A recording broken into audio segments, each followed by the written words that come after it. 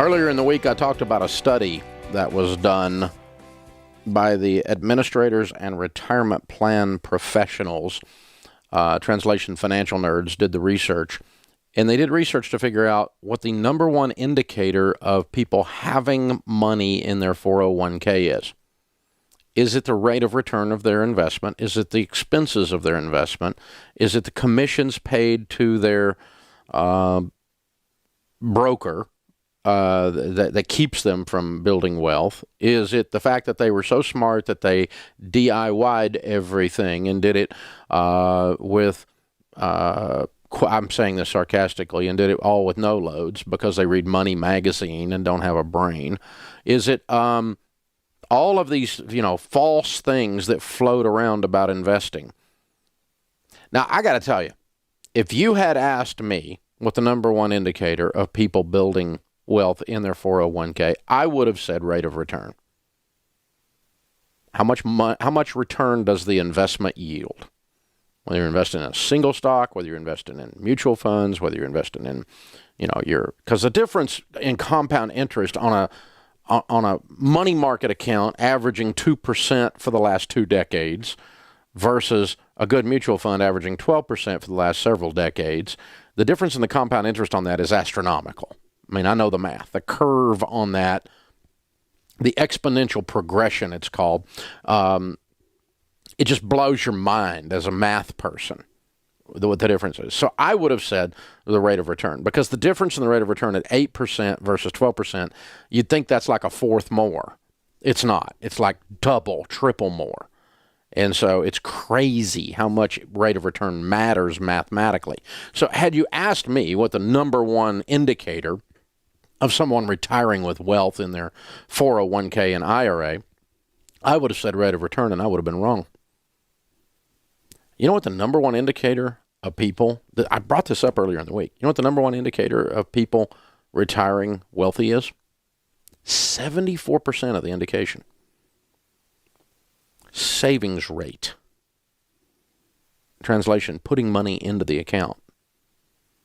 Because all this discussion about mathematics doesn't matter if you don't put any freaking money into your retirement account.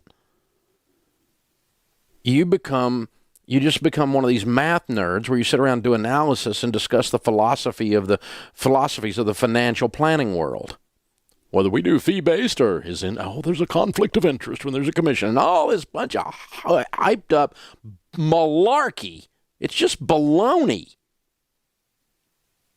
And everybody gets all the fiduciary responsibility. That's just horse crap when it comes down to it. This detailed piece of research revealed something that I know it, and it's a common sense thing, and you kind of, when you see it, then you go, duh, but I wouldn't have guessed it to be the primary indicator by such a wide margin. 74% of the reason people retire with dignity is because they save money. They invest money.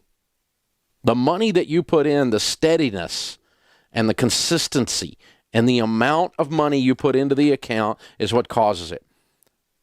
So in other words, people that put in 1% of their income versus people that put in 11% of their income, it's more than 11 times that they get out of that if they do 11 versus 1. A lot more. Because that's what gets the compound interest snowball rolling. And I'm just going, it's so freaking obvious. But you know what? Financial nerds, and I got to admit, I'm a lot of a financial nerd. I'm a recovering financial nerd. That's what I am. Trying to use wisdom and common sense in the midst of an academically paralyzed industry.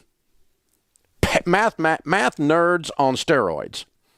I mean, paralysis of the analysis beyond belief is the financial world. Because we all sit in class with our little present value calculators and just, go bananas with our brain work. Instead of just going, you know what, the number one key to helping people, if I'm going to help you, in other words, get rich for retirement, the best thing I can do is get you to save money. If I can get you to save money, it's the number one indicator that you're going to retire with dignity. Because your savings rate, if I can get you to do your Roth IRAs, get you to do your 401ks, get you out of debt so that you can do that, get your emergency fund in place so you don't go and cash the stupid thing out once it's going. because you have an emergency and didn't have an emergency fund. Keep you from borrowing against your 401ks. Keep you from cashing them out to pay off debt. Keep you investing and investing and investing and investing and investing and investing and investing and investing and investing. If I can do that for you as your teacher, as one of the people who influences how you think about money, I've touched the number one thing that causes you. I mean, I could teach you about the details of mutual funds and expense ratios. I can teach you about how to look at rates of return and track record. I can teach you about no load versus load. I can teach you about 12B1 fees. We can get out a prospectus and put everybody to sleep and read through a mutual fund prospectus. And you drive off the road falling asleep. I can do all of that, and none of that causes you to build wealth. The number one thing, 74% of the reason that people win with money in their investments is they actually put money into the investment. And so, $100 a month invested at 12% from age 25 to age 65 is on average going to come out at 12%, $1,176,000. So I said that the other day on the air. Lady tweeted this morning, fabulous tweet. She says, so I was trying to explain this to a friend of mine, and he says, yeah, but $1 million isn't going to be worth that much in 30 years. 40 years. It's a 40-year example. Now, this is the dumbest response that you could possibly give to someone who's telling you. Now, listen to this. Someone's telling you $100 a month invested from age 25 to age 65 is $1,176,000. And the idiot's response is, but $1 million isn't going to be worth that much in 40 years.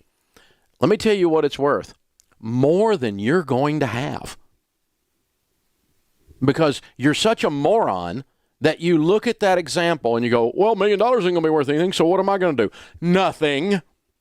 And when you do nothing with your investing, you know what you have? Nothing. Because you know what the number one indicator of you having money and wealth at retirement is? That you put some freaking money in the account. Instead, you go, well, it's not going to be worth anything. And you sit around. I mean, what kind of moronic response is that? Loser response.